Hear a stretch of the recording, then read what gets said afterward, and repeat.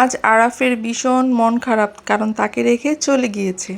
Hello everyone, আসসালামু আলাইকুম। সবাই ভাবছেন ব্লগের শুরুতে এরকম রান্নাবান্না কেন কেন হবে না। আজকে আমার ছেলে বাজারে গিয়ে নিজে পছন্দ করে ইলিশ মাছ নিয়ে এসেছে এবং এসে বলছে মাম্মাম রান্না করে দাও, আমি খাবো। এবং তাই না, আবার হাতটা দেখাচ্ছেও সে কোন পিসটা খাবে। তো ছেলের এই আবদার না রাখা কি হয়? তো বড়দের সাথে অবশ্যই সে গিয়েছিল এবং সে নিজে পছন্দ করে নিজে নিয়ে এসেছে এবং নিজে তার জন্য নিজে পছন্দ করে পিসটা নিচ্ছে। আর তাছাড়া হচ্ছে আমার নানু এসেছিলো, তাকে কিভাবে আমি আপ্যায়ন করব বলে বোঝাতে পারবো না। যদিও যখন জয়েন্টভাবে ছিলাম শ্বশুরবাড়িতে, আমার শাশুড়ি যথেষ্ট পরিমাণে চেষ্টা করেছিল, তারপর আমরা মেয়ে মানুষ সবসময় চাই নিজের পরিবার, নিজের আপনজনকে নিজের হাতে রান্না করে খাওয়ানোর। আর আমার নানুকে আমি যাই রান্না করে দিই, সে কখনোই খেতে চায় না। তো এই যেহেতু যতদিনই আমার বাড়িতে ছিল 3-4 দিন, আমি চেষ্টা করেছি তার প্রিয় খাবারগুলো রান্না করে দিতে। যদিও বাসায় সবসময় সে মাছই খায়, তাই হচ্ছে মাংস রান্না করে দিয়েছিলাম। তো এই লাস্ট ডেতে ইলিশ মাছ এনেছিল। তো এইদিকে তো আরা ভীষণ কান্নাকাটি, কারণ নানু এখন চলে যাবে। সে তার বড়াম্মুর জন্য ভীষণ কান্নাকাটি করছিল, আর এদিকে তার বড়াম্মু তাকে বুঝাচ্ছিল। সে কি আর মানে সে তো কান্নাকাটি করছিল, কারণ তার নানু এসেছিল। তার নানু এসে তার বড়াম্মুকে নিয়ে চলে যাচ্ছিল। তার বড়াম্মু 4-5 দিন ছিল। তো সে নানু বাড়িকে অনেক ভালোবাসে এবং নানু বাড়ির কেউ আসলে সে যাওয়ার সময় কান্না করে। তো এদিকে হচ্ছে আমরা একটু ছাদে এসেছিলাম, আরাফ একটু ঢং করছিল, আনাবি একটু ঢং করছিল। তাদের এই ঢং দেখে আমার নিজের মনে অনেক ভালো হয়ে গিয়েছিল। তো সন্ধ্যার দিকে হচ্ছে স্যারকে একটু মন আর একটু খুশি করার জন্য, কারণ সে বারবার বলছিল বড়ম্মুর বাসায় কবে যাব, তাকে নিয়ে একটু স্বপ্ন মার্কেটে চলে আসছিলাম, যেহেতু এই আউটলেটটা আমার বাসার সাথেই। তো তাকে সবাই চিনে, এই আউটলেটে সব ভাইয়ারাই ওরে চিনে ভালো করে, কারণ ও প্রতিনিয়ত ওর বাবার সাথে এই আউটলেটে আসে। তো আমি প্রথমে এসে হচ্ছে ওর সাথে আমারও আসা হয়েছে, কারণ আমি লাস্ট অনেক দিন 7 দিন হয়েছে আমি বাসা থেকে নিচেই নামি নেই। তো আরাপের উসিলায় আমারও নামা হয়েছিল। তো আমি প্রথমে স্বপ্নতে আসলে সর্বপ্রথম কি করি, আমি ভালো করে পুরাটা চেক করি যে কোথাও কোনো অফার আছে কি না। আমার মতন এরকম কে কে করেন আগে বলেন।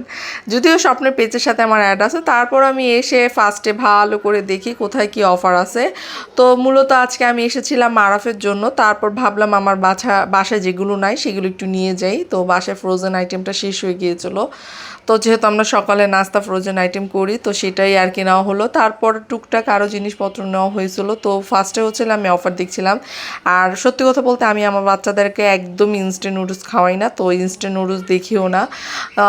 ইনস্ট্যান্ট নুডলস কোনো বাচ্চাকে দেওয়া আমি মনে করি ভালো না। ছোটো বাচ্চাগুলো তো একদমই না। আমি আমার আনাবিয়াকে ইনস্ট্যান্ট নুডলস দিই না, নর্মাল নুডলস দিই, বাট ইনস্ট্যান্ট নুডলস আমি একদমই দিই না। তো এখানে হচ্ছে আমি আজকে রুটি নেব, সবসময় পরোটা নেওয়া হয়। পরোটা প্রতিদিন সকালে নাস্তা করলে না আমার না খুব বেশি গলাটা জ্বলে, সেই কারণে আজকে আর পরোটা নেব না, রুটি নিব। তো এখানে হচ্ছে দুধের যে আইটেমগুলো, পাউডার দুধে, তো সেখানে আমি একটু দেখছি। আমার হাজব্যান্ড হলে জীবনও দেখতো না, কারণ সে খুব পছন্দ করে ড্যানিশ আর হচ্ছে ডিপ্লোমা, এই দুটা ব্রাঞ্চে সে কখনোই দুধ নেয় না। বাট আমি আসলে সত্যি কথা, আমি মেয়ে মানুষ যেহেতু একটু খুঁজি কোনটার সাথে কোনটা অফার আছে, কোনটা একটু ডিসকাউন্ট আছে, এরকম খুঁজে দেখি। তো অ্যাট লাস্ট হচ্ছে আমি ডানুটা নিয়েছিলাম। তো ওই যে মেয়ে মানুষ বলে কথা, মেয়ে মানুষ সবসময় একটু ডিসকাউন্ট চায়, 2টা টাকা বাঁচাতে চায়, এটাই হচ্ছে মেয়ে মানুষের কাজ, ছেলেরা সেটা কখনোই করে না।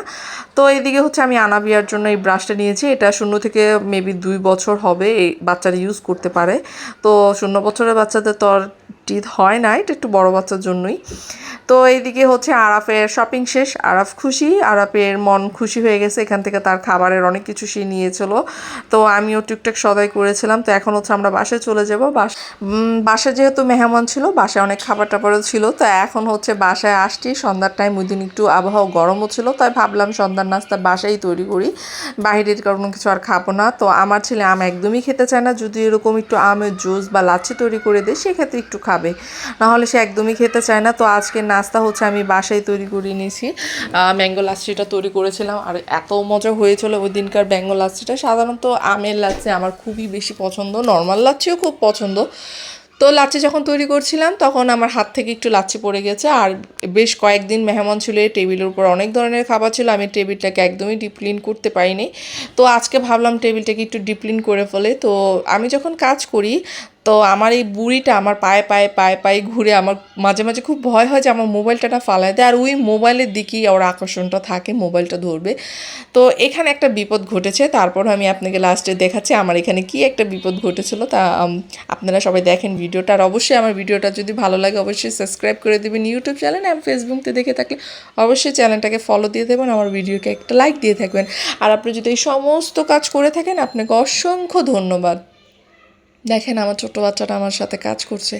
তো এখন হচ্ছে আরাফ একটু একটু আমাকে হেল্প করে, সত্যি কথা বলতে অনেক কিছু মেসি করে ফেলে, ঠিক আছে, তারপরও চেষ্টা করে ঠিকঠাক করে দেওয়ার। তো এখানে আমি বলছি আচ্ছা ঠিক আছে যাও ফ্লাওয়ার বাসটা টেবিলের উপরে রেখে দাও, কিন্তু ছোট মানুষ যেহেতু বুঝে না কীভাবে রাখতে হয়, তো আমি হচ্ছে একটু ঠিক করে দিলাম। সবাই আমার বাচ্চা দুটার জন্য দোয়া করুন। সবসময় আমি বলি ওরা দুজনে একদমই একা থাকে, আমি থাকি, তো চেষ্টা করি ওদেরকে ভালো কিছু শিখানোর। তারপরও ছোট বাচ্চা সমস্ত জায়গায় থাকে, দেখা যায় ঘুরে ফিরে নানু বাসায় যায়, দাদু বাসায় যায়, বা বাহিরে ঘুরে টুরে হয়তো অনেক কিছু শিখে ফেলে, একটু দুষ্টামনিও শিখে ফেলে। আর এই যে বুড়িটা এখন হাঁটছে একটু একটু মাশাল্লাহ। তো এই দিকে আরাব বাবাটা একদমই পড়তে বসে নাই এই কয়দিন, যে কয়দিন ওর বড় মা বাসা ছিল, ওকে এত রিকোয়েস্ট করলেও পড়তে বসে নাই। তাই ভাবলাম আজকে পরের দিনের ভিডিও এটা। তো আজকে সকালবেলা যেহেতু ঘুম থেকে উঠে রান্নাবান্না সেরকম টেনশন ছিল না, তো বললাম আসো বাবা একটু পড়তে বসি। আর আরা পড়তে বসবে আর আনা বিয়া সেটা বিরক্ত করবে না, হয় না। তো এদিকে হচ্ছে আরাফকে আমি একটু হাতের লেখা লেখাচ্ছিলাম, একটু হাতে আরাফ ট্রাই করছি এটা। আরাফকে আমি লাস্ট 2-3 মাস ধরে একটু চেষ্টা করছি, যেহেতু আরাফকে এই বছর স্কুলে দেবো। তো আমি সর্বোচ্চ চেষ্টা করছি ওকে বাসা জানি প্লেটা কমপ্লিট করতে পারি, যেন ওকে নার্সারিতে দিতে পারি, জানি না আল্লাহ কতটুকু করতে পারি। তো এই যে আমার সেই দুঃখের বিষয়টা, আমার যখন ভিডিও করছিলাম ভিডিও স্ট্যান্ডটা পড়ে যায় এবং পড়ে যেয়ে ভেঙে যায়। এটা আমার খুব শখ করে কিনেছিলাম ভিডিও মেক করার জন্য, বাট ভেঙে যায়। যাই হোক, সবাই ভালো থেকুন, আল্লাহ হাফিজ, আসসালামু আলাইকুম।